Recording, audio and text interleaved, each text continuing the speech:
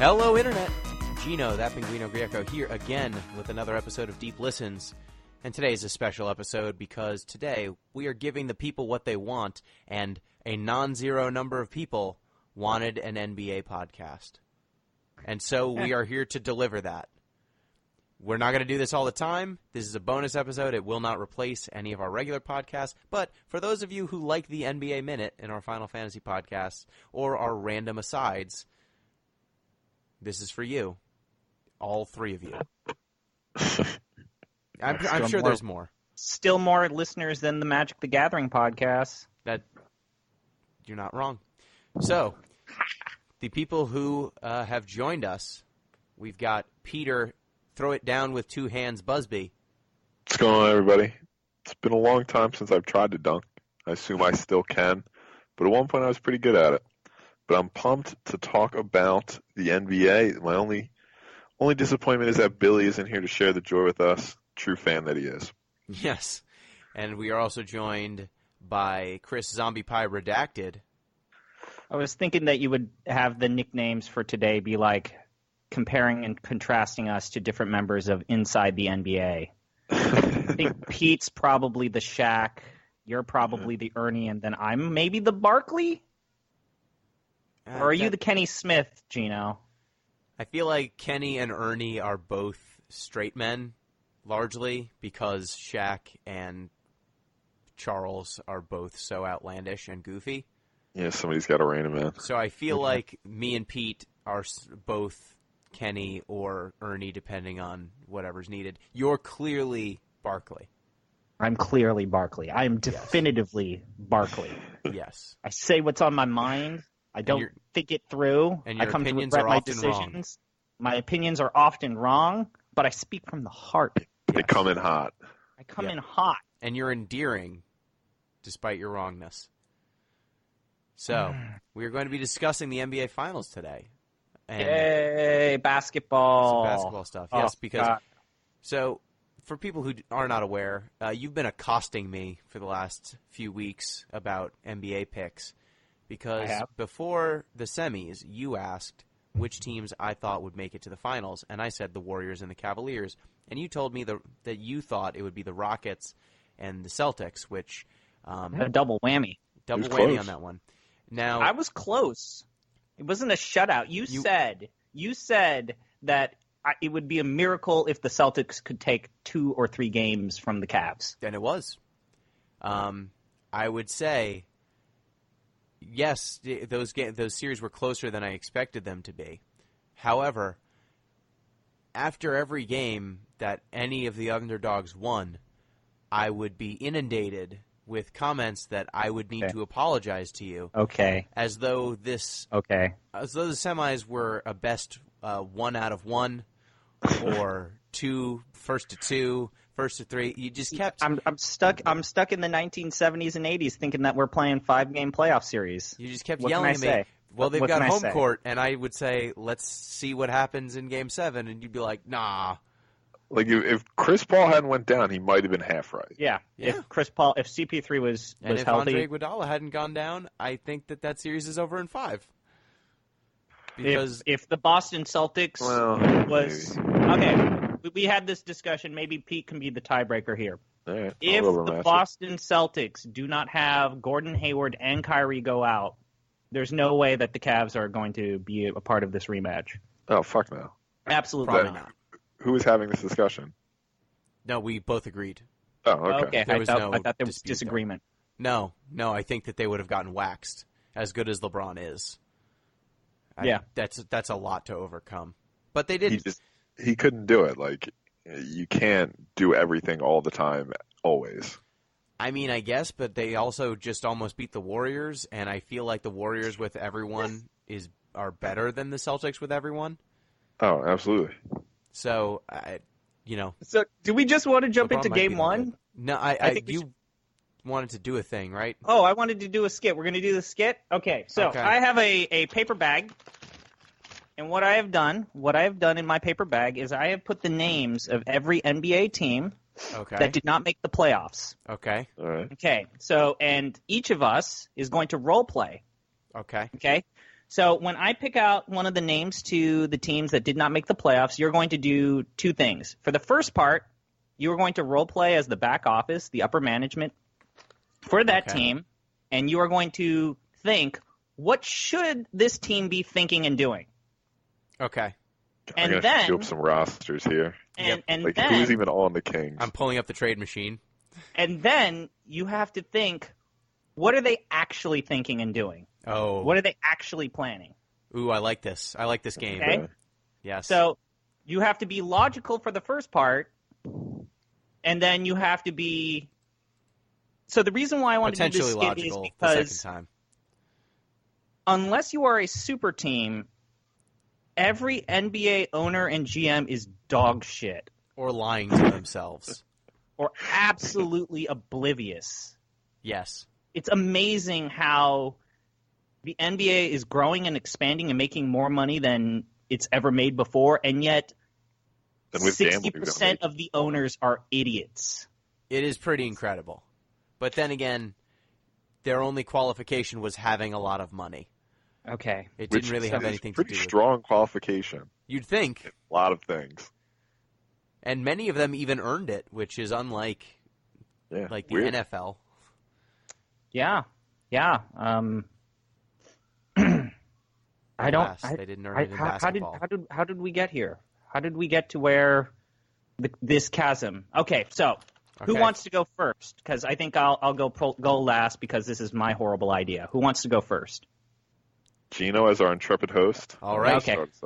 I'll take this burden unto myself. The Nets are still in the bag. The Nets are indeed. It's still in the bag. Fuck. Okay. So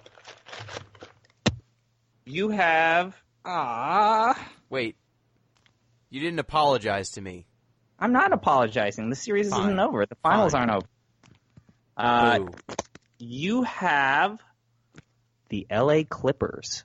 Ooh. That's a toughie. Who's still on that team?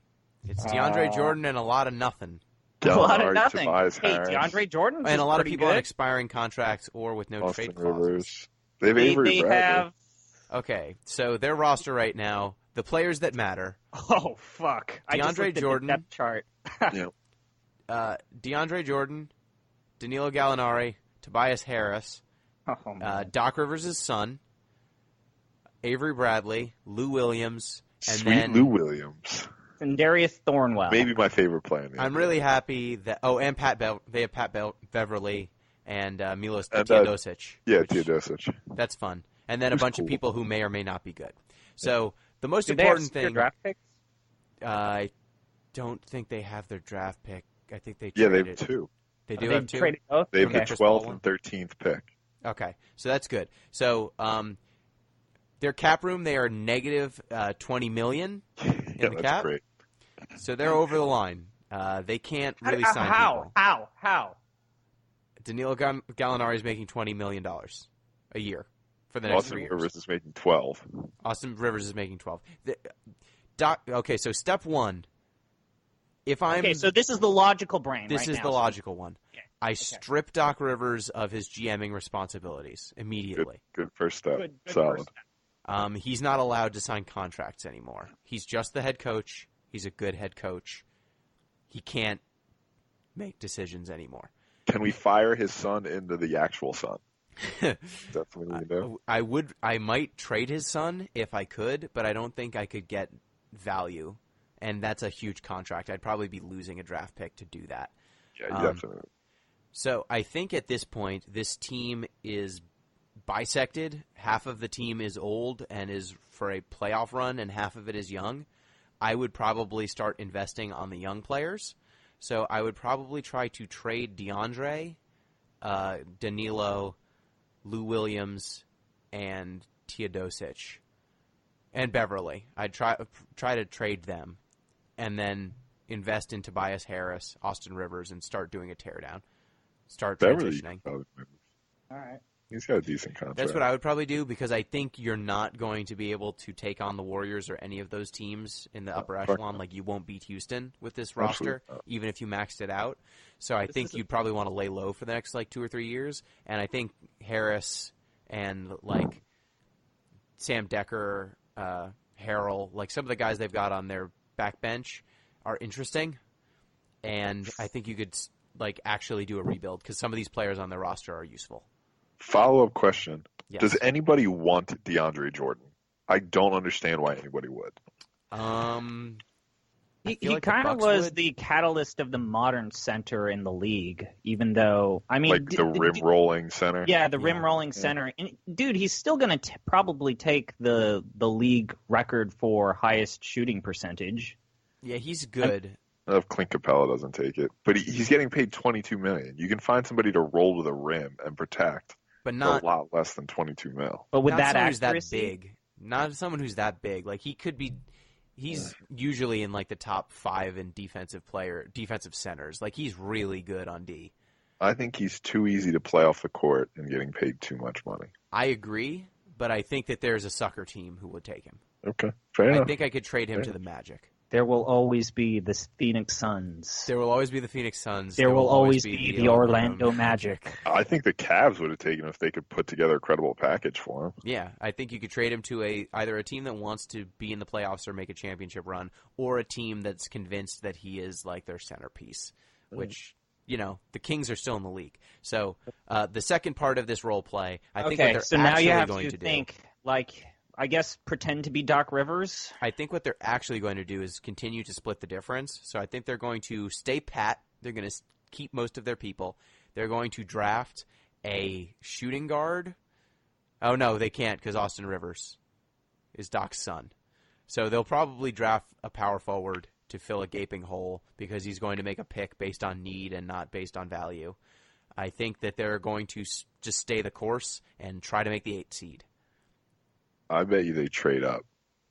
I bet they package their draft picks and try to move up. Ooh, you know that might be a move that he does, like package them and then pick up power forward to fill their imaginary hole at power forward. Apparently they love the Missouri guy. Do you remember his name? I definitely should. I don't. Ugh. But they're going to be in cap hell for that. More nepotism. More nepotism. Don't just stick with the son. Give all of the positions to your family, Doc Rivers. So I say they give him. I think they're going to give him carte blanche, and then he's going to run that team into the ground, and then they're going to owe a lot of money to the league, and it will get them absolutely nowhere. Yeah, I think that they're going to tread water. Okay, next Michael team. Porter Jr. All right, this is That's Pete's the guy. turn. Pete. Let's do it. Oh, wait. Did you want another go, Gino? No. Okay, Pete. Are you ready? I'm ready. All right. And it's fair to say to people, there are not that many teams that actually miss the playoffs in the NBA. No, it's half-half. It's less than half. Yeah. Okay.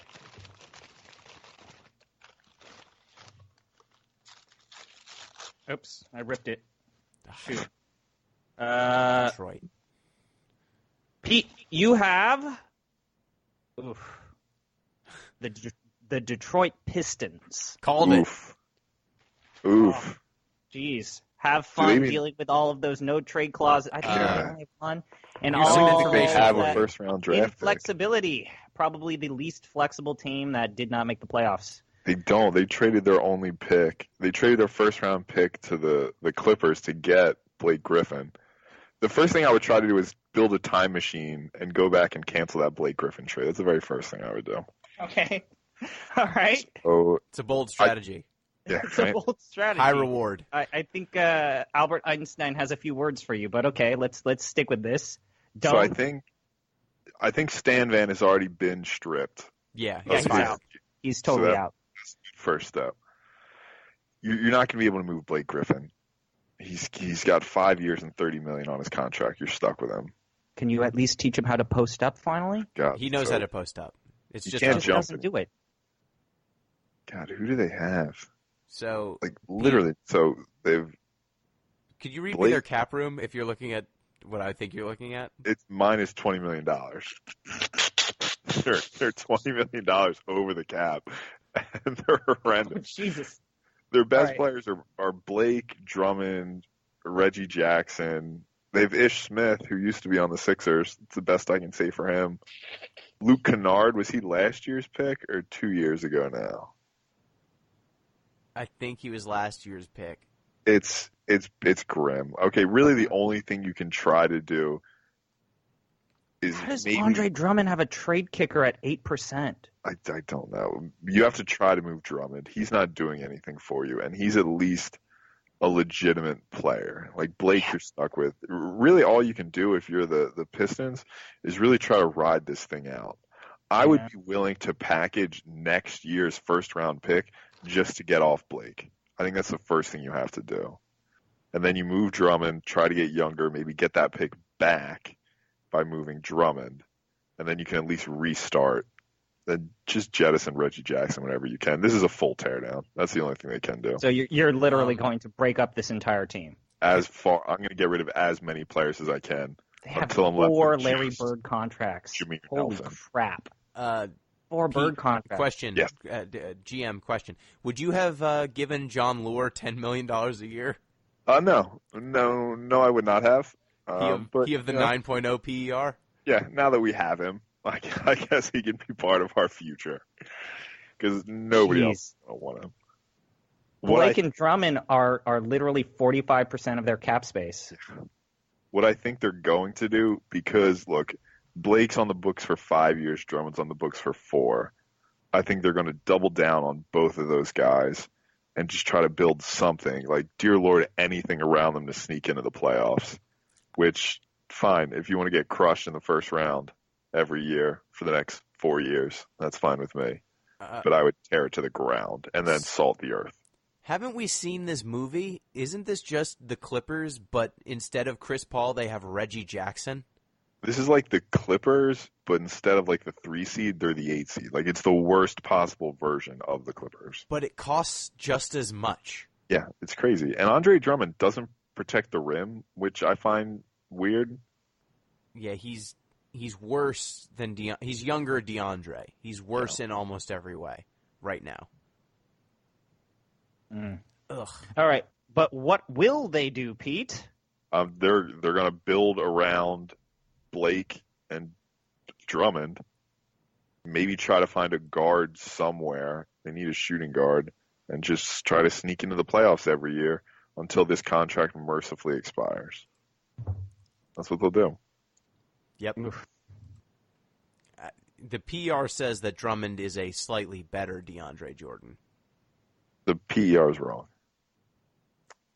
Who do you tap for the next coach? Someone generic and boring, or someone who is a player's coach so that they don't get fired in 1 year? I think it'll be Jeff Van Gundy. I think they're just going to cycle through Van Gundy. Well, at least Jeff is better than Stan. Is he? He hasn't coached in 2 decades. He can't be much worse. Let's be real. He can't be like accidentally leaking that a player asked to get him fired to the press and then have to be right next to that player immediately within 5 minutes. That might have been the worst thing I'd ever seen happen in the NBA. And I watched the mouse at the Palace.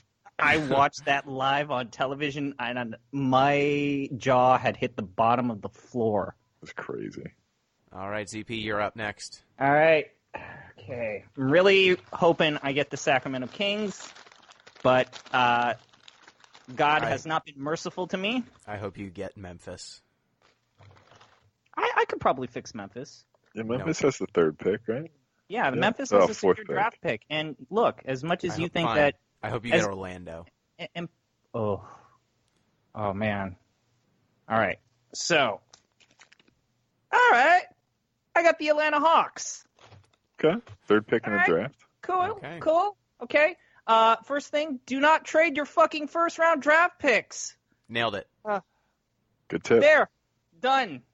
Don't trade your first-round draft picks. They let me look at this. So how are they over the cap?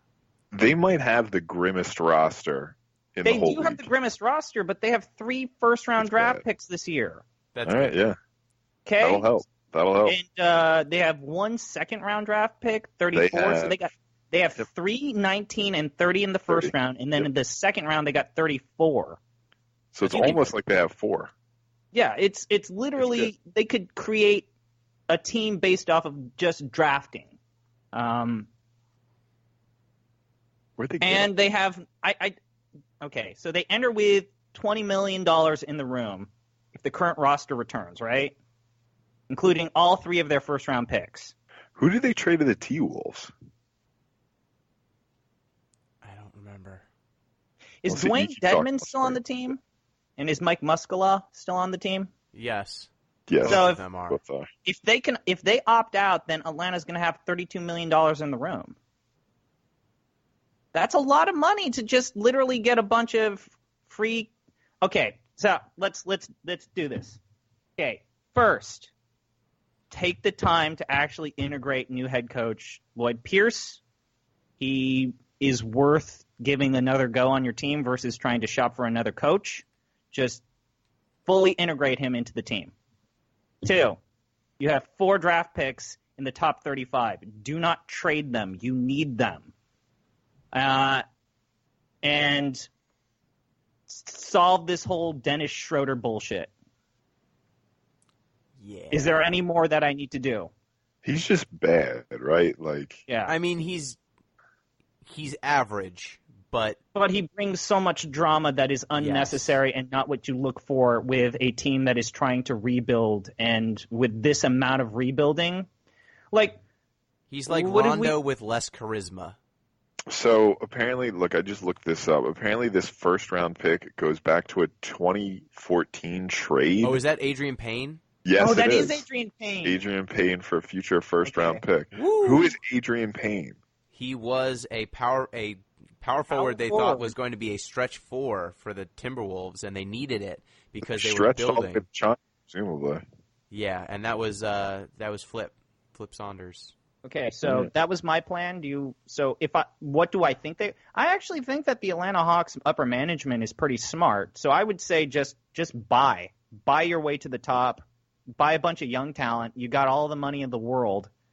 But what I think they're going to do, and I think that it's just as legitimate a strategy, it's just going to take longer. I think upper management is thinking about taking a shit ton of bad contracts to pick up assets. Sure, So, that would work. they could definitely do it. They're not going anywhere soon. But just take a guess what Adrian Payne's shooting percentage, his field goal percentage was the year Atlanta traded him. He only played 3 games, so I will point that out. It's 16. either ridiculously high or ridiculously low. That's what I'm 16%. guessing. I'm gonna guess 30. 28. Yes. 28. But I went over, so I lost, right? When he went to Minnesota, it bounced all the way up to 418. So Wow. not terrible, but Well, now he's not in the league anymore, so that's So looking at it, they have Malcolm Delaney, a restricted early bird rights contract. They have Damian Lee, restricted non-bird rights contract. Dwayne Dedman, non-bird rights contract with a player option. And Mike Muscala, a bird's rights contract with a player option. fine. So do we want to do another round? Do you want to do another round? Let's do one more round, yeah, we'll do Okay. one more. and then the last round, and then we'll do mop-up duty, but it has to be rapid fire. All right, Okay. sounds good. Okay, Gino, your Yes. next team is... Brooklyn Nets, Brooklyn Nets, Brooklyn Nets. It's another Brooklyn easy Nets. one. You got the Denver Nuggets. Shit. I'll Denver- keep doing. I'll Tell keep you what, doing. Gino, make this one rapid fire, and then we'll keep Yeah, it. this We'll one's do pretty some rapid interesting fire. ones. So Yeah. first, I'm going to keep the core together because right now I've got a young all-star big man who might be one of the best passing big men ever. I've got Paul Millsap under contract, though at a way higher number than I'd like. Ugh, 31, God. I've got a Plumlee, which I'm not enthused about, but that's fine. But right now, I've got my best player who makes $1.5 million. So I'm in contend for the playoffs mode. I should have made the playoffs this year. I probably will next year. I'm probably trying to turn Kenneth Faried into a useful player because I need a defensive player or someone with a little bit more stretch if I'm going to be playing him around Jokic. So I can't have a $12 million rebounder when my 2 best players are also power forwards and centers. So I probably clear out the Plumlee and Faried if I can, and try to get someone with a little bit more stretch or a little bit more defense, but largely keep everything intact. Like most of my contracts are good, most of my team is good, and hope the ping pong balls bounce properly. And I think that that's what the Nuggets will actually do. They are smart organization. They are well run. They have a decent cap situation too. So I think they're good. I think they're going to be fine. Okay. Pete, your turn. Yep. Let's do it. So far, you've had, I think, with the Atlanta Hawks and the Denver Nuggets, I think those are the only easy ones out. Yeah, it's kind of a wasteland now. All right. Come on. Phoenix Suns. Oh, you could rebuild the Phoenix Suns. Just don't trade your draft picks. Not with Sarver. Well, Don't of course. draft I mean, DeAndre that's Ayton. him. All right. Pete, you have the Orlando Magic. Oh, no. Oh, jeez. That's a toughie. God, and they're drafting 6th. That's bad for Orlando. They got fucked Okay, so pretty trade well. up. But they don't have they have nothing to trade up for. No, they can't, really. They don't have any other additional This sort of was literally picks. the last year to tank. All right, so first off, I think we all need to give up on Evan Fournier ever being good. He's fine, but he's not good. Well, you're in for $17 million for the next 4 years, so Yeah. And no one's picking that up. that's No, tough no to one is. give up on. I feel good about Aaron Gordon. Yes. I feel like he can be a player. We can develop him. We just got to put him at the right position, and we have to get rid of Bismack Biyombo because he's just cluttering things up. He's bad too. Vucevic, I don't think you can really play him next to Gordon. He's got 2 years left, so Vucevic isn't terrible. I could live with that. So I want to move Biyombo if I can. I want to double down on Gordon, and honestly, I think I'm still holding out hope for Mario Hezonja. I think he can still be legit. Are you? I am. You? I I am. mean, you'll get him for cheap, so I don't think it costs very much to believe in him. No, he's got 1 year, $3 million left. I would give him that one more year. I'd put him on the court. I'd see if he can do anything, and if he doesn't, we can cut bait at that point. So I guess I'll live with Evan Fournier. I guess I'm trying to move Biyombo, and let's see, I'm picking 6th. So what do I need? A point guard? I need a point guard. Shooting guard? I need a shooting guard. I have Terrence Ross. He can maybe fill in for a while. He's making too much money too. Yeah, I need a point guard. So I'm going to try to draft a point guard, even though that's gone terribly for the Magic every time they've done it in the past few years. I'm either going point guard or a Terribly. center. Yeah, awfully. Although I did think Alfred was going to be good. So I'm going with a point guard, or I'm going with the center who can actually defend the rim like Biyombo, but who can catch basketballs like Biyombo can't. And then, like I said, doubling down on Gordon, and I'm seeing what Hezonja can do for one more year. I think Jonathan Isaac is being slept on. He's quite good. You think? He was hurt for most of the season. All right. But Yeah. every time I saw him play, I said, who the fuck is that? You know if you're right. But I was like I very said, I want to confused. put Gordon at power forward. I don't want Gordon being small forward. I think Isaac's a center. I don't Okay. think he's going to be. I think he's forced to play power forward right now because they have Vucevic too and many Biyombo. centers. But I think he's going to ultimately be a stretch 5. Yeah. I also want to try to move Vucevic. So I think what Orlando's going to do is they seem like a team that wants to make a push. They've been bad for a while, and there's really sort of no light at the end of the tunnel for them because they don't really have a lot going on. I think they're going to try to sign free agents. They're going to talk themselves into Vucevic and Fournier like everybody's done since Fournier entered the league. And they're going to try to sort of jumpstart this process when really they should be a whole lot more patient. That's what I see happening. Yep. And they're not over the cap yet. They have $3 million in cap room. But I don't really see any way for them to get more than that. Yeah. I think that their ultimate fate will be picking 6th forever. Yeah, I think that's a fair bet, at least for the next, based on their contracts, I'd say 3 or 4 years. Do you trade secure draft picks in the future? No, I mean, there's too much uncertainty with them to try to move future draft picks right now. All right, ZP, you're up next. All right, let's do this. And big money, big money. No whammies, no whammies. Dallas. I got the Chicago Bulls. Oh, fuck. Okay. Let's see what they got going on. Now remember, you can't spend any money. So their top three most highly paid players all are centers. And You they're are right. Robin Lopez, Omer Asik, and I'm not even sure who this last guy is. Cristiano Felicio? Felicio. Cristiano. Oh, that's right. I forgot that the Bulls invested deep in the Euro League. Yep. That always pans out unless you're Dirk. All right, so what should they do? All right, so what they should do is try to market the ever-loving Christ out of their young core, like Lauri Markkanen, Chris Dunn, and Zach LaVine. Yeah, I've never been able to pronounce that name because, I can't pronounce anything correctly. Market the ever-loving Christ out of that young core, and whoever they end up drafting this year. I'm thinking if you're the Bulls, you should probably draft a big man. I'm thinking maybe another one. Maybe There's Jaren. so many. But you gotta attract someone who's already explosive on another team. Like you have to basically sell. You're gonna fill this void that we have, and you're going to fill that void amazingly well. So I'm thinking, draft another big man. No. Maybe draft Mo Bamba or Jaren Jackson Jr. Then it would be interesting to see how the Bulls would go about playing with a big player on an already explosive team. Like a team that's already had a taste of success. Like you can attract another player with a good size, another player with a good length. Chicago's a good for city, two too. guards if you could, I think you could probably do that. And you can also draft just a wingman.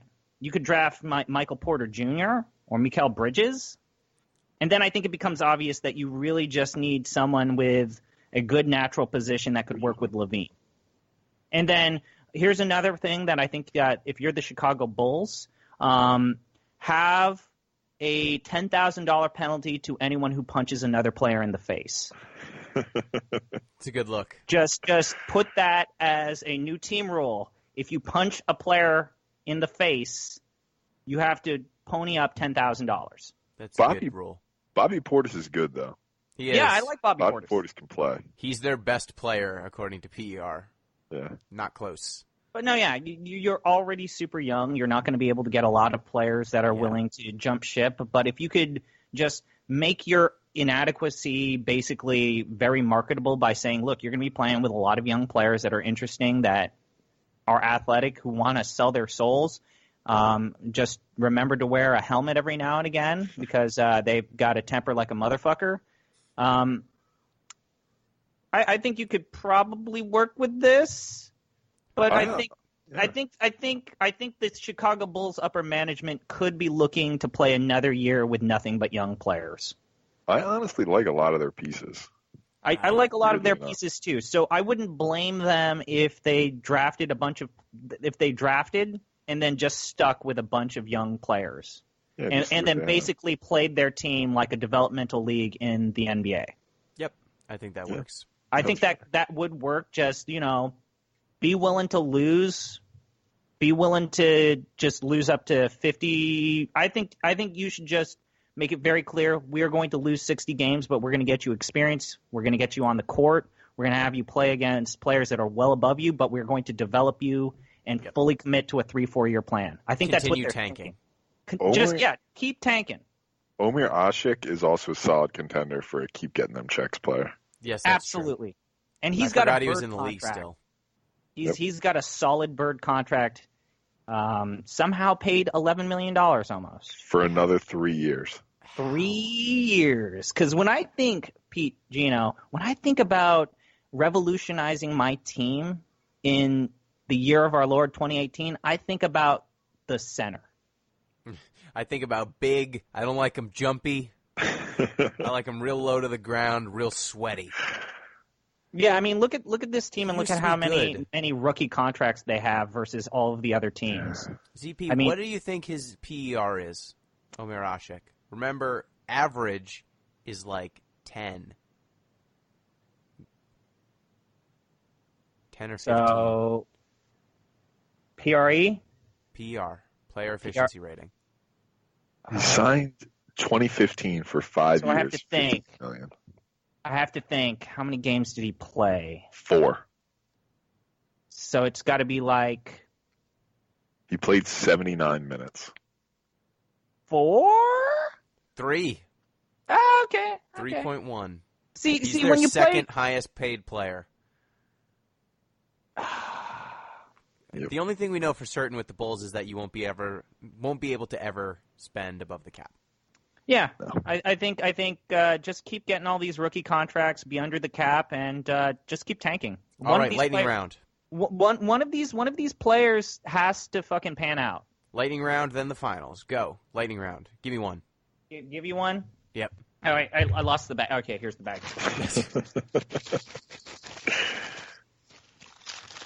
All right. We've got... you got the Sacramento Kings. Sacktown. Okay. Fuck. Let me sack up. Let me sack around. Sack around. First thing to do is to get rid of Zach Randolph, get rid of all of these old veteran leadership guys, get rid of all of them, continue tanking. You're going to want to get rid of Vince Carter, Zach Randolph, though I don't think you can trade either of them because their salaries are too high. You're going to want to... Fire Vlad. You probably fire Vlade Divac because he's not a good GM.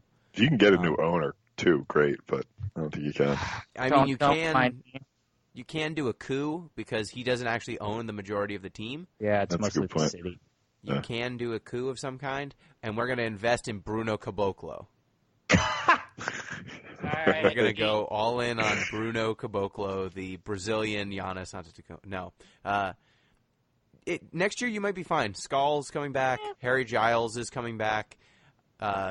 Buddy Hield is okay. Willie Cauley-Stein. Like, you're going to have an interesting team. You just need to get rid of this stupid bifurcation where you've got, like, 2 starters. You've got to get rid of all these people in upper management that think that Europe is your asset back into the playoffs.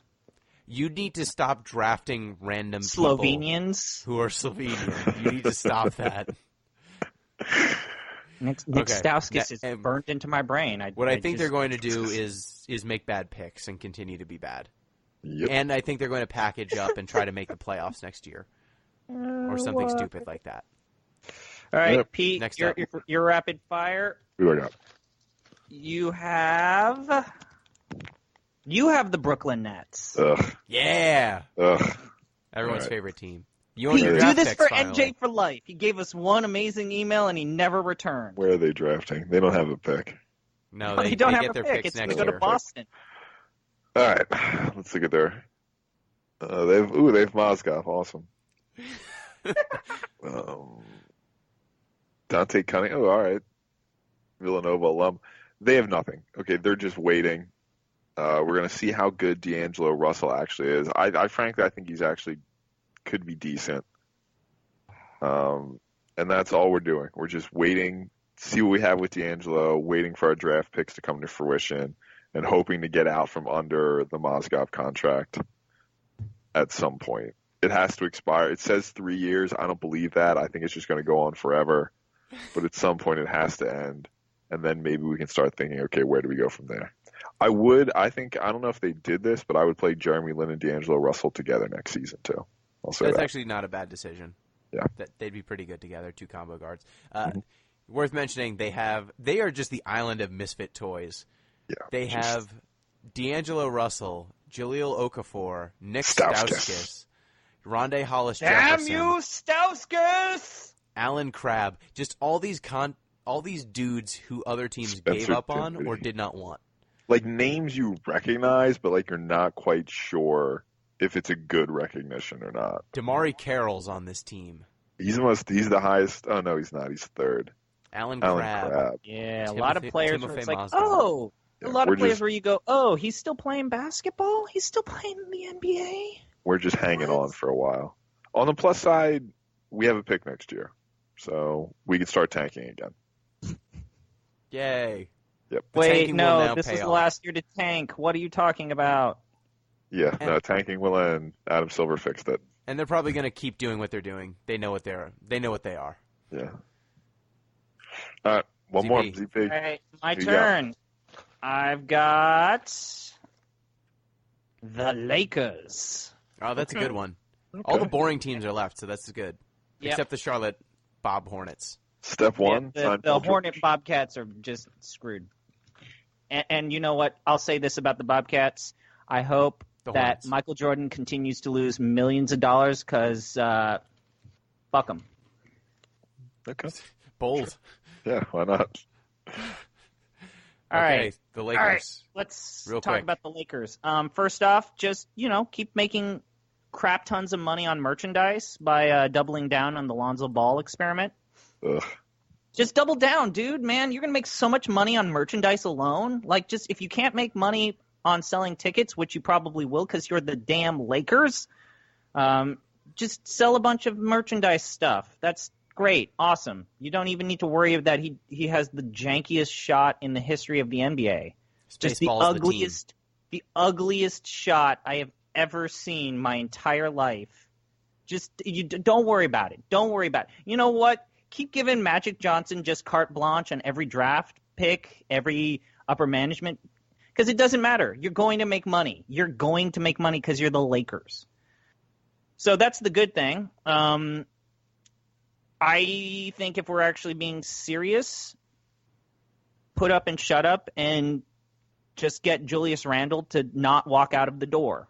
Just make sure he does commit to Julius Randle, and I think you have a promising future. You have some solid draft picks. Isaiah Thomas, does he still have an expiring contract, or did he sign? It's expiring. It's expiring, and so he had a double-digit output, and so that means that they still have a complete lack of defense, whether he stays on or is re-signed. Just start with Randall. Don't give a shit about Dang. Don't worry about any of that nonsense. I could give or take Isaiah Thomas. I know that sounds weird, but I think Randall is your first starting point before you just double down on any of your draft picks. And that's kind of it. You really don't have a lot to work with because you've got Brooke Lopez signed to a bird contract for $23 million, and that's 22% of your cap space. And Kentavious Caldwell has a fucking 15% trade kicker. And he's already making $17 million. It's expiring? Okay, cool. I think you probably trade Luol Deng. I think to who for what? You can't. Yeah, what are you trading? Are you trading him for negative 3 draft picks? Someone else. Okay. Yeah, I think you've got to close up on Julius Randle and hope that your draft picks are good, and you have to turn former lottery picks into cap space for the love of God. You have to entice at least 2 All-Stars. Jesus Christ. Now what they're actually going to do is they're going to package all these young guys up and then try to sign Paul George or something. Yeah, they'll probably try to get Kawhi, too. Yeah, that's what they're Yeah, doing. I think that would be a disaster, but you know what? It would be funny to watch. It'd be very Lakersy. It would All be right. the most Lakers decision possible. All right. So that's our little experiment. That was a fun half hour. Okay. So, finals time. How So do what you do we not know the score to your goddamn game? How do you forget the score to your goddamn game? Who How else did could that it happen? possibly have been, though? Like, Nick honestly. Young, All right, yeah, fair enough. JaVale McGee. Other players who are in this series. Jordan Clarkson. Rodney Hood, he wouldn't have forgotten it. He would have, spitefully done it. Yes. He would have gotten the rebound and then just punted the ball into the rafters. Yeah. Man, JR, I'm so glad that this series turned on JR's presence. What a career that guy's had. How is he one of your 5 best players? How do you let that happen? I thought you designed teams so that JR can't be one of your starters. I have no idea. I thought we as a league old YouTube videos of him dunking are some of the greatest things in the world. Like, he was incredible just at that one specific thing. He's he is still very athletic, very quick, like very skilled, good shooter. But my goodness, man. Like, we agreed. I thought everyone agreed he's the sixth man. You put him in, and then if he doesn't make his first few shots, you take him out, and then he doesn't play. Yeah. That's how it was supposed to work. I've never been a fan of the starting lineup where they have LeBron, Kevin Love, Kyle Korver, and JR in the starting lineup. I've never liked that combination, yet they keep doing it. I don't know why you would do that. Shooting. It's LeBron plus shooting, but JR.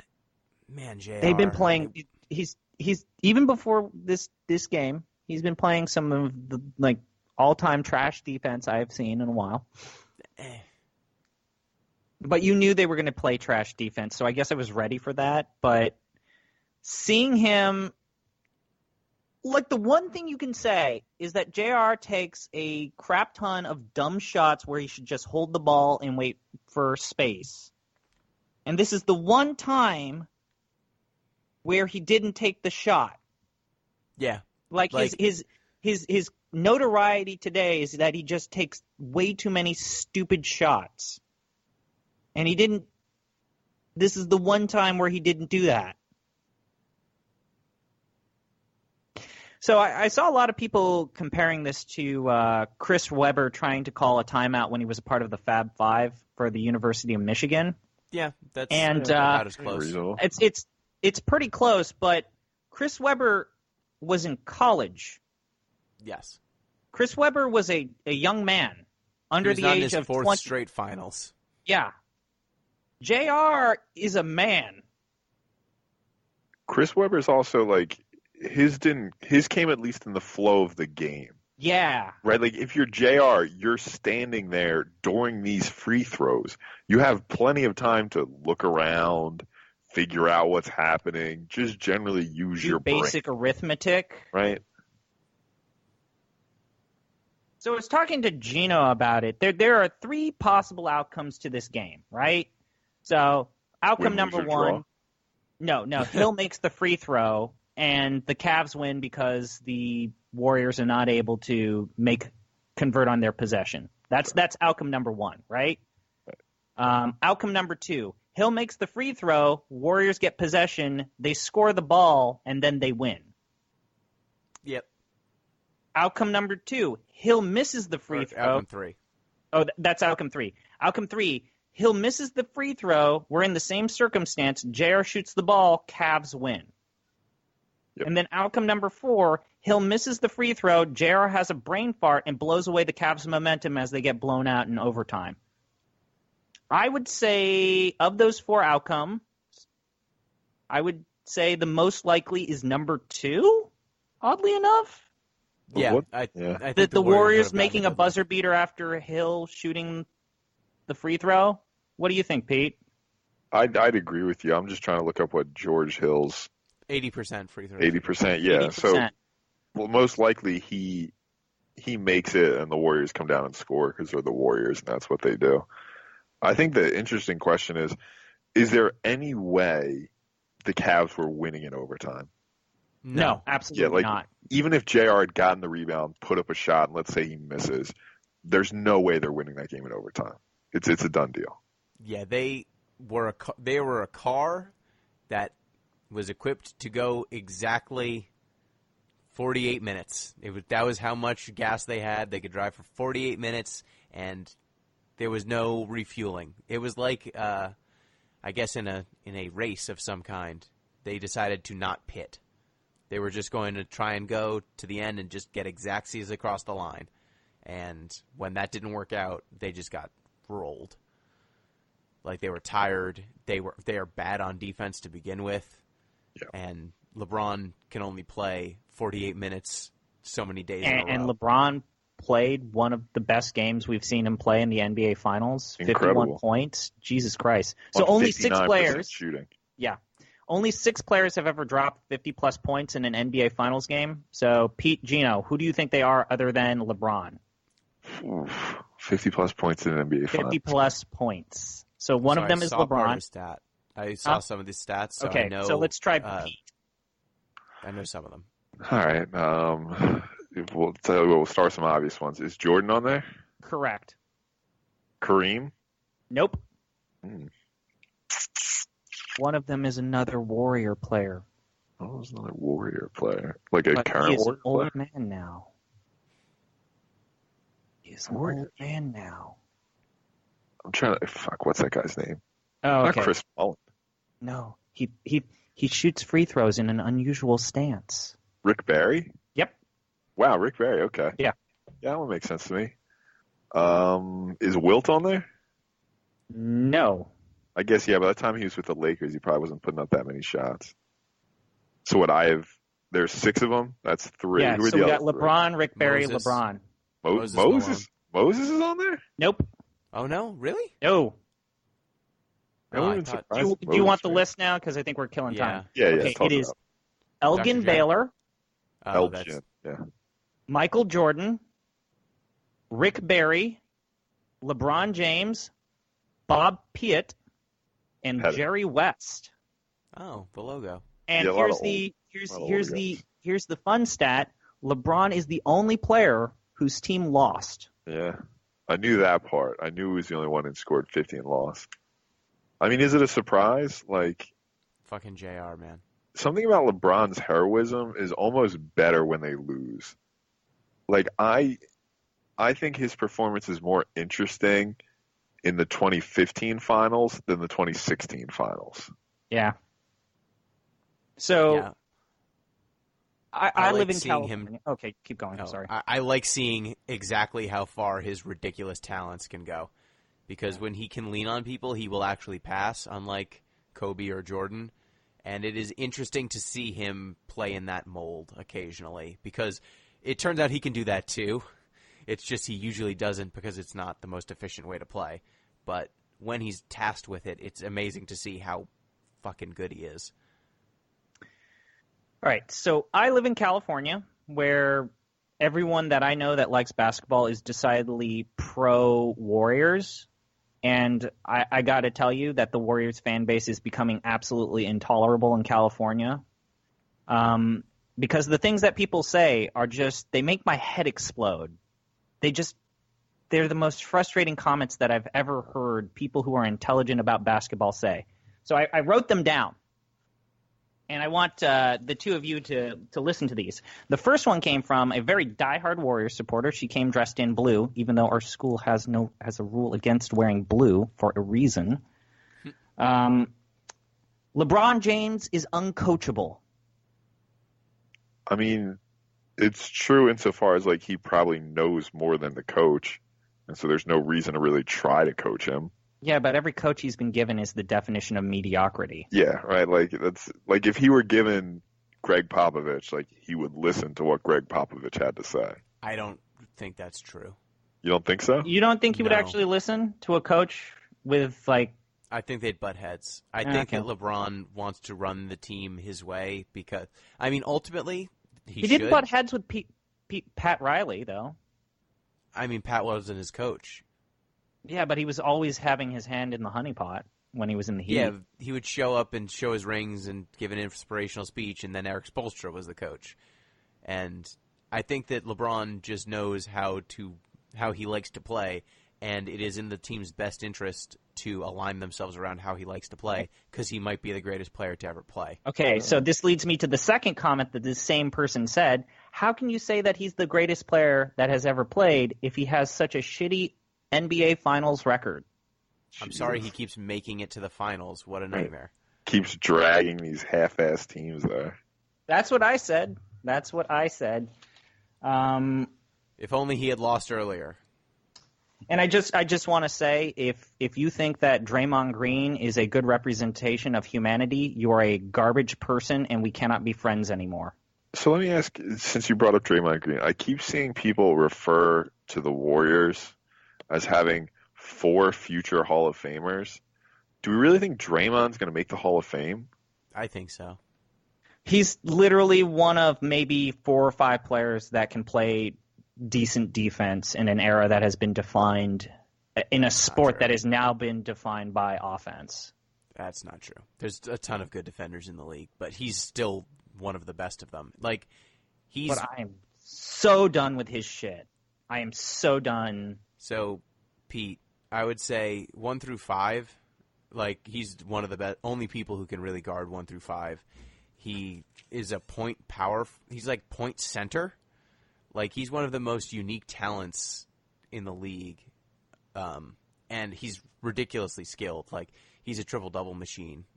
I think it would be interesting to see what he would do on another team, because I feel like he's a tiny LeBron in a lot of ways without the scoring. So just like per basketball reference, right? And I have no idea how they calculate this, but his Hall of Fame probability right now, 14.3%.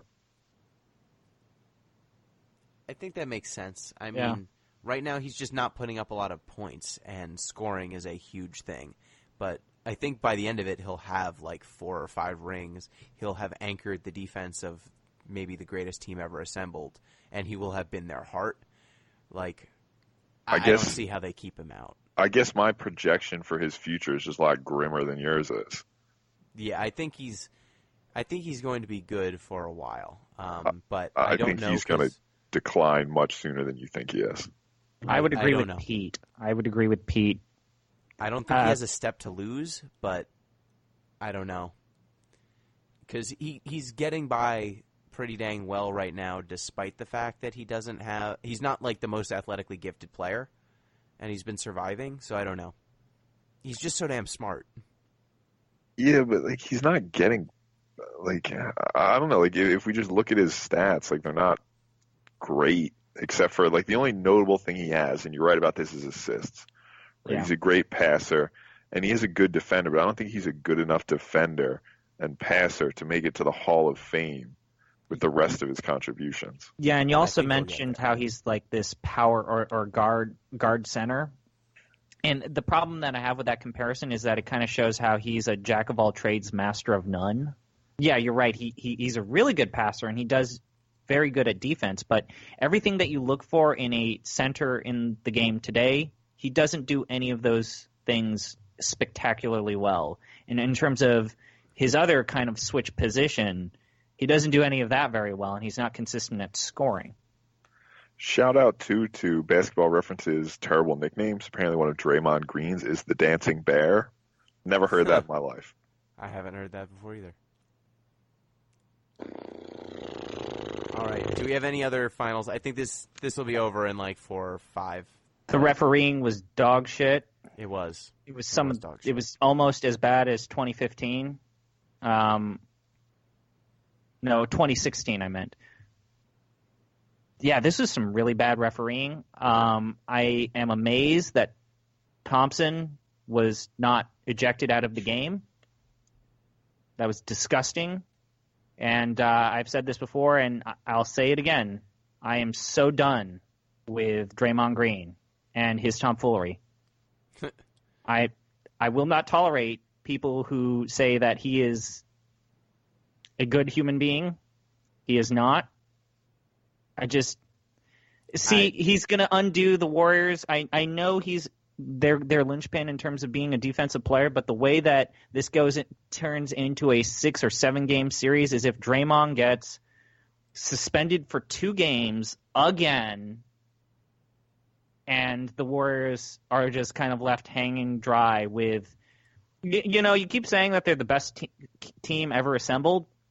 They're damn close if they're not. They're damn close. But they have never had a center that was not horribly flawed in one particular area, and everyone that they have in the center position is flawed in a completely different way. No, because their center is actually Draymond or Kevin Durant. That's who their actual center is when they care. They run out these other Maluks so that they don't have to play center every single time. Look, I will not stand for this JaVale McGee bashing. Oh, man. He was at peak 2 basketballs at once. Yeah, he was at peak JaVale McGee. Oh, man. If it were not for JR, him fucking up that slam dunk. Yeah. Oh, that was so good. And then him letting that ball go through his legs. Oh, JaVale McGee. I don't know if you two saw this, but when the Warriors were playing the Washington Wizards, they put JaVale McGee on the starting lineup, and I was like, oh my God, get the salt. That is great. I forgot that Steve Kerr is a colossal asshole when he wants to be one. Yeah. He must have learned that from Jordan. But yeah, they every single time that they played against the Washington Wizards, they started JaVale McGee. ISO him. Oof. Get the salt. Start it with a JaVale McGee post up.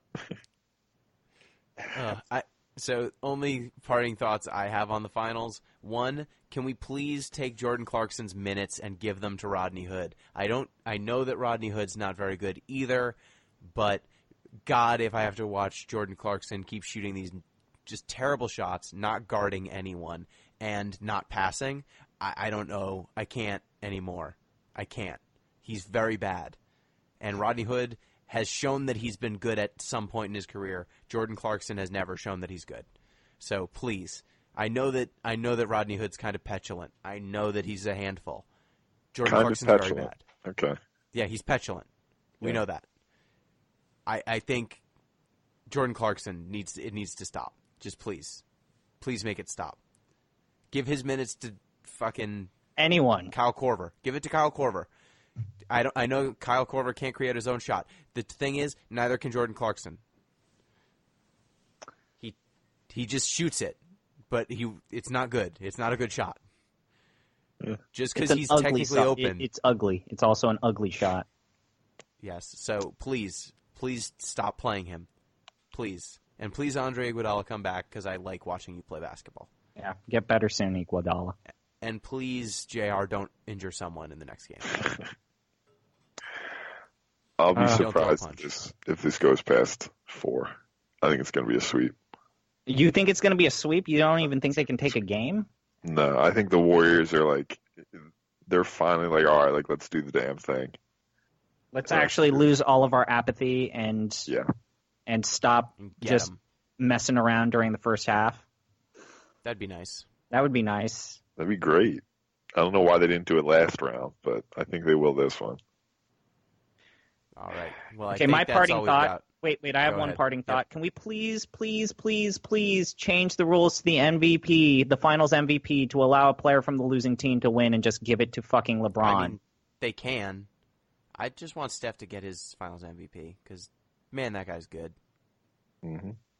Please, just break the rules. Break the rules. If there's ever been a time to break the tradition and give it just give it to LeBron, now is the time. For the love of God, pay that man his money. He actually has a lot of money. What am I saying? And before I want more memes. I want more Photoshops. The ones that are on Twitter are amazing. Last thing, Pete. Yo. I wanted your take. Brian Colangelo. Oh, dear Lord. Your 76ers. I've never liked Colangelo. I hated the process, but sort of bring Colangelo in to sort of meekly push it aside. And, I really think the NBA orchestrated that one. I found sort of more reprehensible than the process itself. I think this is hilarious. I don't think Colangelo himself created the Twitter accounts, but I think somebody very close to him did, and he shouldn't have been passing these people this information in the first place. I think it's hilarious. I hope Colangelo's gone. And let me ask you, look, I just want... So, let me just set up for anyone who hasn't been paying attention. Brian Colangelo is the GM of the 76ers, and apparently either he or a family member of his or someone on his staff has been operating 5 anonymous Twitter accounts and been talking shit about his players and divulging medical information and defending Brian Colangelo at every turn online. Anonymously, and has been doing this for years, and talking shit about the guy who replaced him at his last job. It's bad. Let me ask you just a related question. I just want a yes or no answer. We don't have to get too deep into this. We'll save it for the next one. Right. But let's say hypothetically the Sixers never make it any further in the playoffs than they did this year. They can go Okay. back, but they don't advance any further. Would the process be considered a success? Given that they don't make it, I assume that horrible injuries have happened, and I'd say yes, because Embiid and Simmons, like the lineup that they've assembled through the draft, I think it would take a Shaq and Penny-esque situation to break it up, and I don't think that's a bad thing. Like, it would take a catastrophic injury to one of them and then the other guy walking. Okay. Like, both of those guys could drag you to the playoffs year after year after year, and you've got both of them. I'm going to side with Pete and say no, because how much heartbreak has the process given you, and how heartbreaking has the few flashes of genius been? Outweigh the years of heartbreak and just needing to watch just garbage versus like this one season and maybe one more season of like somewhat good basketball, entertaining at spots, and just forcing these young people to just shred their bodies for a team that can't get past maybe the first or second round. Yeah, but I think you're Just forgetting... the cost, I think, is too much. You're forgetting what they were before the process, which was Andre Iguodala and a bunch of people who we would have laughed at and said, what the hell are the Detroit Pistons doing? Like, it was that style of roster, going nowhere fast with a bunch of people.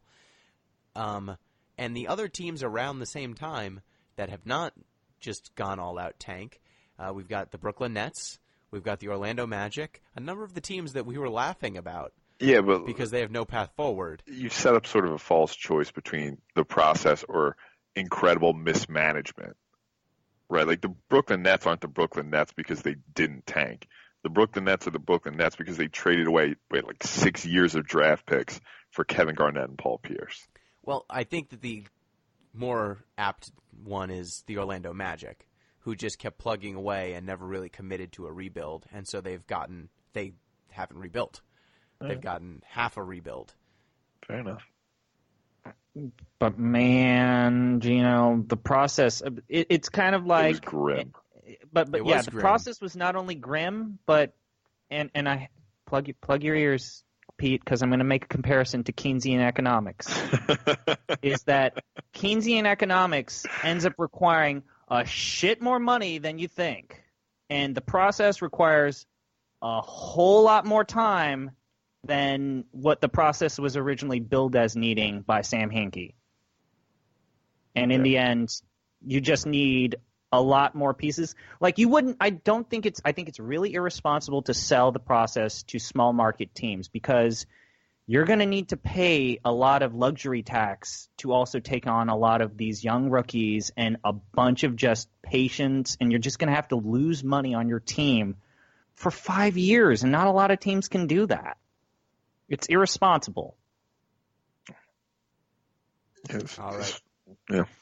So I think that's it for our inaugural all NBA episode. I don't know if we'll do this again or if we'll do it after. We should do it after the NBA finals are over. We'll see. Check the notes. Write in. Yeah. Let us know if you enjoyed it, if this is a thing you want us to do more of. You can email us, or you can tweet at DeepListensPod on Twitter, deeplistens@libsyn.com. Hit up our comment sections, or deeplistenspodcast@gmail.com. Let us know what you think. Or we could never do this again. That'd be fine too. But we're trying something new. Always trying something new. So thank you, Pete. Always a pleasure. Nice to get a little breath of something different in the podcast. Thank you, ZP. I'm so glad that we recorded a podcast that wasn't about Final Fantasy 13. Yep, thank goodness. All right, till next time. Peace.